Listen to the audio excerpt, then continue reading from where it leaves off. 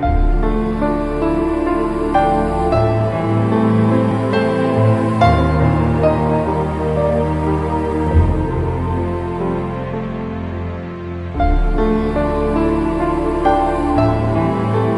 the beginning was the Word, and the Word was with God, and the Word was God. John chapter 1, verse 1.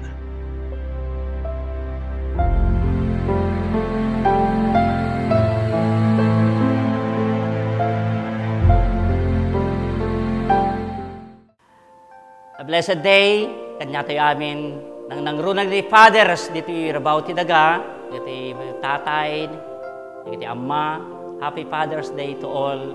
At sapay ko ta dito nga tawin, pagulin na dan na tayo, ken good example ti pakita tayo dito anak tayo, kas dimet kini makakita dito kababalin tayo. Ngem hanga di topic tayo dito nga Domingo, ket dito man ni Pastor Rikin, ti Lost and Found, ti topic tayo. God is watching us. Ni Apo, kitain na tayo, inaldaw-aldaw. Good or evil, tiraramidan tayo, God is watching us. So stay tuned. Pastor Ricky will be right back. God bless you.